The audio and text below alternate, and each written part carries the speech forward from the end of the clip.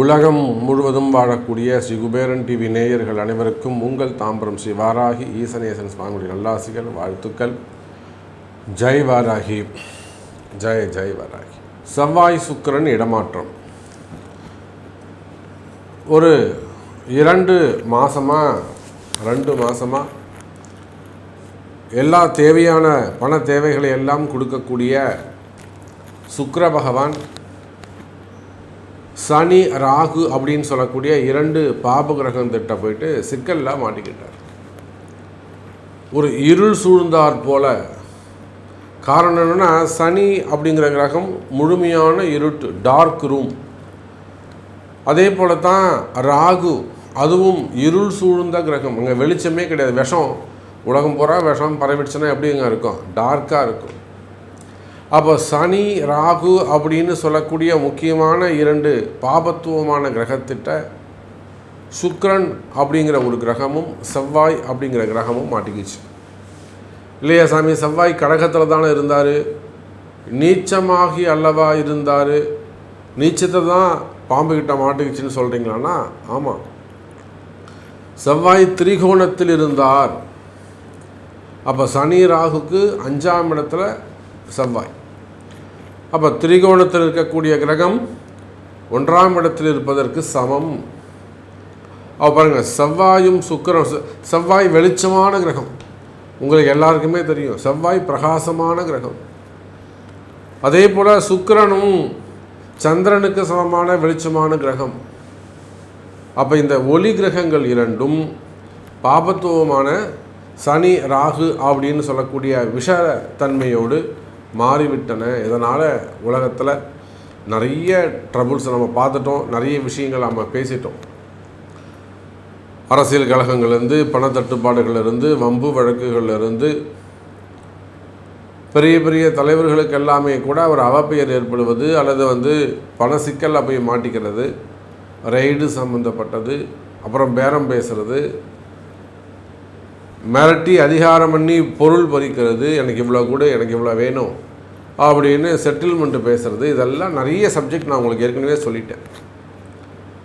அப்போ இந்த சுக்கிரனும் செவ்வாயும் இப்பொழுது செவ்வாய் பகவான் 6ஆம் தேதி அன்னைக்கு நீச்சகதியிலிருந்து உயர்ந்த ஸ்தானத்திற்கு இயல்பு நிலைக்கு செவ்வாய் பகவான் திரும்புகிறார்.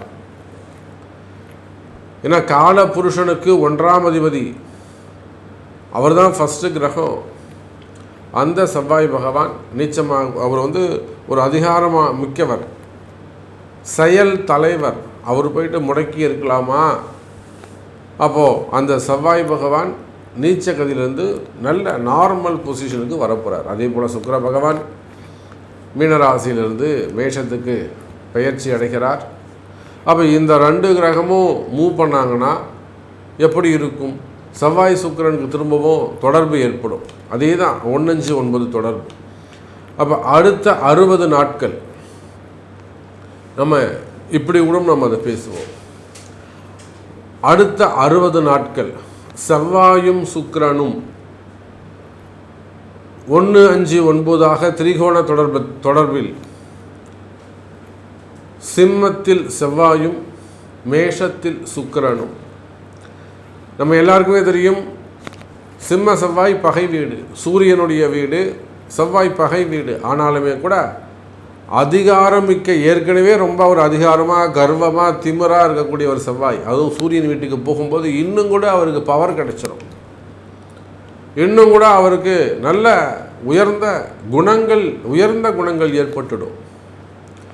அப்போது அடுத்த 60 நாட்கள் இந்த செவ்வாயும் சுக்கிரனும் சிறப்பான நிலையில் இருக்க போகிறதால கூடுதல் அதிகாரம் யாருக்கு? அரசியல் தலைவர்களுக்கா அல்லது அரசு அதிகாரிகளுக்கா?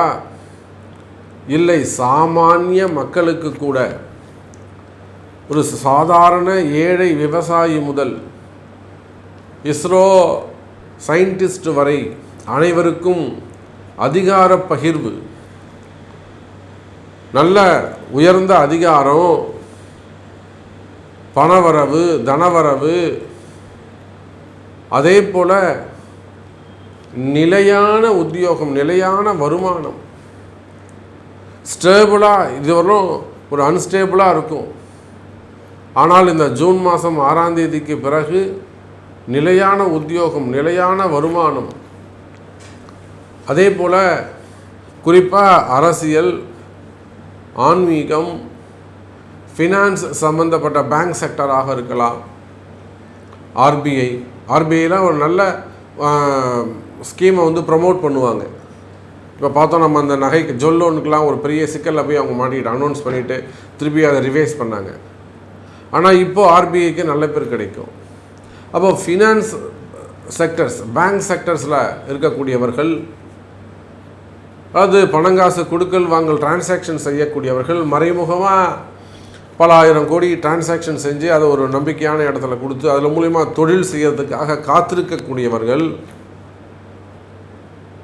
மெயினாக மணியை வந்து ஒரு சேஃப் ஜோனில் வச்சுக்கிறதுக்காக முயற்சி செய்யக்கூடியவர்கள், வருமானம், தொழில் அமைப்பு, சுக்கிரனுடைய காரகத்துவம், பணம், காசு பணம் சிறப்பானதாக இருக்கும். காசு பணம் தேடி வரும். அதே போல் செவ்வாயுடைய காரகத்துவம் அதிகாரம் மற்றும் கனிம வளம், இபி செக்டர்ஸு மற்றும் பவர் எனர்ஜி, அந்த எலக்ட்ரிக்கல் எலக்ட்ரானிக்ஸ் அந்த செக்டர்ஸு, பூமி காரகத்துவம், பில்டர்ஸு, ரியல் எஸ்டேட்ஸு, விவசாயம், அப்போ குடும்பம் போன்ற இந்த செக்ஷன்ஸ். அப்போ இந்த செவ்வாயும் சுக்கிரனும் நீண்ட நாட்களுக்கு பிறகு, அதனால தான் இப்போ நம்ம இந்த ஜூன் மாத ராசி பலன் கூட நம்ம போடலை, அது காமனாக இருக்க போகுது.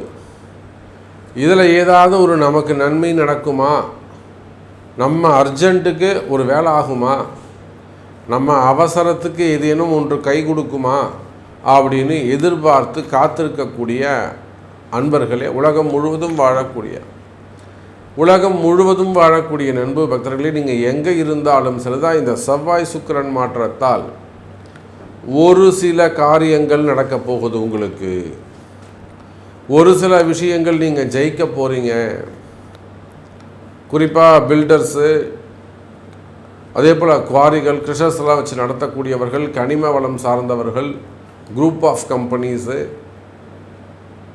அப்புறம் வந்து ஃபைனான்ஸ் சம்மந்தப்பட்ட டிரான்சாக்ஷன் செய்யக்கூடியவர்கள், ட்ரஸ்ட்டு, மணி லாண்ட்ரி, இந்த மாதிரிலாம் ஒரு பெரிய டிரான்சாக்ஷன் செய்யக்கூடியவர்கள், இவங்க எல்லாருக்குமே நன்மை நடக்க போகுது. அப்போ வாருங்கள் நண்பர்களே, இந்த செவ்வாய் சுக்கிரன் இடமாற்றம் நல்ல முன்னேற்றமாக உங்களுக்கு அமையப்போகுது. உங்கள் ராசிக்கு இது பொருந்துமா? உங்கள் ராசிக்கு இது என்ன செய்ய போகுது? எப்படி ஆக்டிவேட் ஆகும்? இப்போ உங்களுக்கு என்ன நடக்கும் அப்படிங்கிறத டீட்டெயிலாக ப்ரீஃபாக பார்க்கலாம் பாருங்கள். இந்த செவ்வாய் சுக்கிரன் இடமாற்றம் என்பது விருச்சிக ராசிக்கு ரொம்ப முக்கியம். காரணம் என்னென்னா, ஒன்று, செவ்வாய் பகவான் உங்கள் ராசிநாதர்,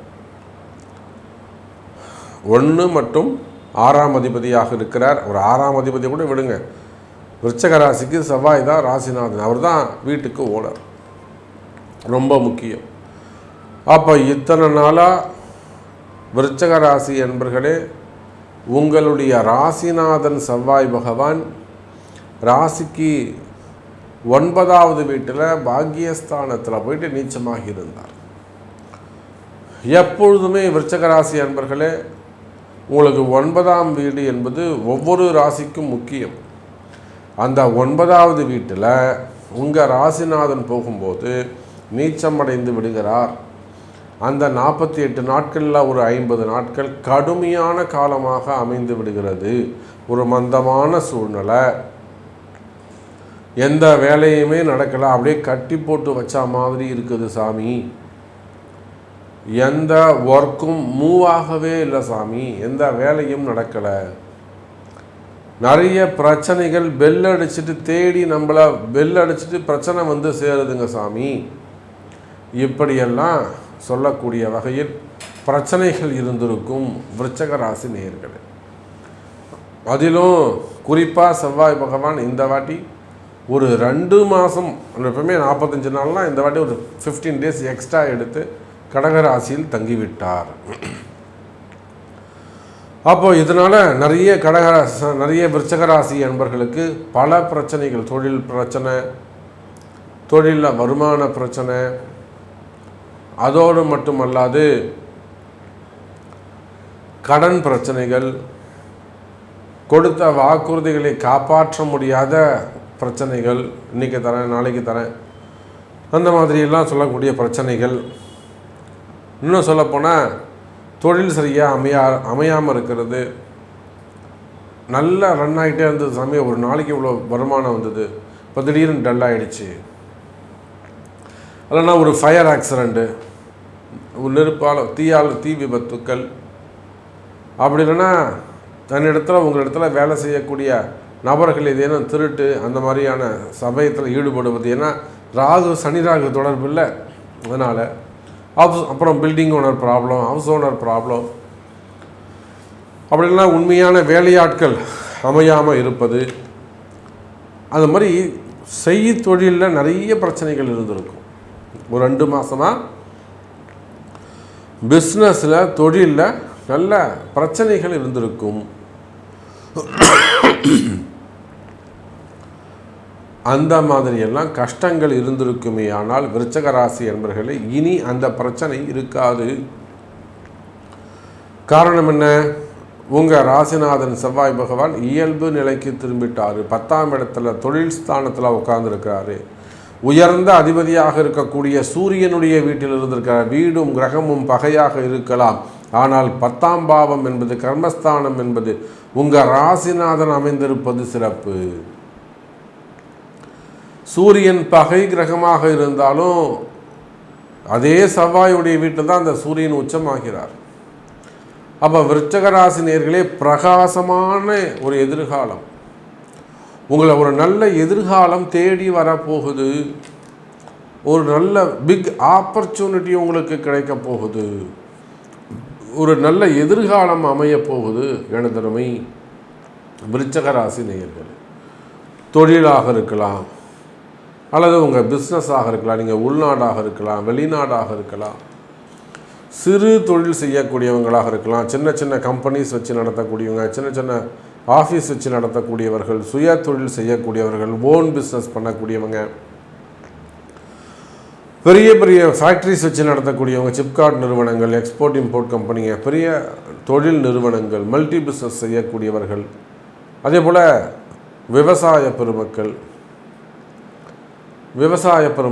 ஃப்ளவர்ஸு, அப்புறம் வெஜிடபிள்ஸு, ஃப்ரூட்ஸ், இதெல்லாம் எக்ஸ்போர்ட் இம்போர்ட் பண்ணக்கூடியவங்க, பெரிய பெரிய ஃபேக்ட்ரிஸ் வச்சு நடத்தக்கூடியவர்கள்,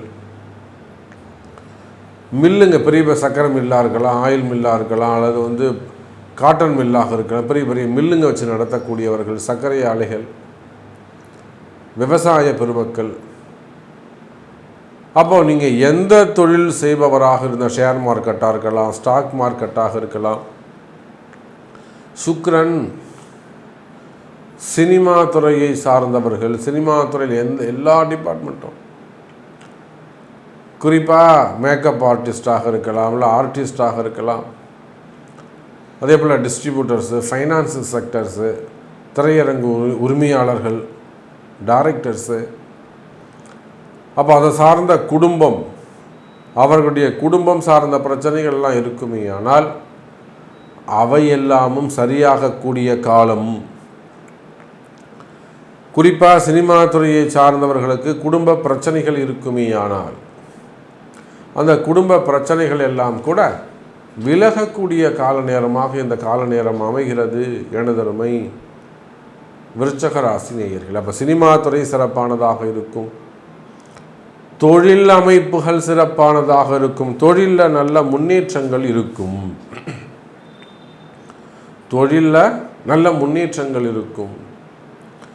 தொழிலில் செய்தொழிலில் ஏதேனும் பிரச்சனைகள் இருக்குமே. ஆனால் அந்த செய்தொழிலில் இருக்கக்கூடிய பிரச்சனைகள் விலகும்,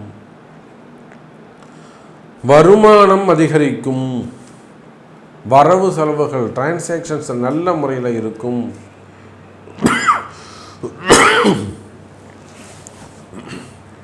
விருச்சக ராசி நேயர்கள், தொழில் அமைப்புகள் சிறப்பானதாக இருக்கும், உத்தியோகம் வேலை வாய்ப்புகள் சிறப்பானதாக இருக்கும், அதே போல் மீடியா துறையில் ஒர்க் பண்ணக்கூடியவர், சேட்டலைட் சேனலாக இருக்கலாம், நியூஸ் சேனலாக இருக்கலாம், சின்ன திரையாக இருக்கலாம், சோஷியல் மீடியாவாக இருக்கலாம். அது மாதிரி மீடியா துறையில் ஒர்க் பண்ணக்கூடியவர்கள், அரசியல் தலைவர்கள், அரசியல் நண்பர்கள், இவர்கள் எல்லாருக்குமே கூட கனிம வளங்கள், ரியல் எஸ்டேட்ஸு, பில்டர்ஸு, அந்த மாதிரியான தொழில் செய்யக்கூடியவர்கள், அப்புறம் சின்ன சின்ன கடைகள்லாம் வச்சு நடத்தக்கூடியவர்கள், share market, stock market, gold market, textile markets, marketing செய்யக்கூடியவர்கள், இன்சூரன்ஸ் செக்டர்ஸு, பேங்க் செக்டர்ஸு, இந்த மாதிரியான தொழில் செய்யக்கூடிய இவர்கள் எல்லாருக்குமே கூட இந்த செவ்வாய் சுக்கிரன் இடமாற்றம் சிறப்பாக உள்ளது. ஸோ நிறைய பேசிகிட்டே போகலாம். உங்களுடைய கேள்வி என்ன, உங்களுக்கு என்ன நடக்கணும் என்பதை உங்களுடைய பிறப்பு ஜாதகம் தான் தீர்மானிக்கும். ஸோ உங்களுக்கு ஸ்பெசிஃபிக் கொஸ்டின்ஸ் இருக்குமே, ஆனால் உங்களுடைய பிறப்பு ஜாதகத்தை கொண்டு தொடர்பு கொண்டு தெரிந்து கொள்ளுங்கள் என்பதை தெரிவித்துக்கொண்டு மீண்டும் ஒரு அற்புதமான பதிவில் சந்திக்கிறேன். நன்றி. நமச்சிவாயம். ஜெய் வராகி. ஜெய் வராகி. ஸ்ரீ குபேரன் டிவியை பார்த்தமைக்கு நன்றிகள். மேலும் இது போன்ற தகவல்களை தெரிந்து கொள்ள ஸ்ரீ குபேரன் டிவியை சப்ஸ்கிரைப் செய்யுங்கள். மறக்காமல் பெல் ஐக்கானை கிளிக் செய்யுங்கள்.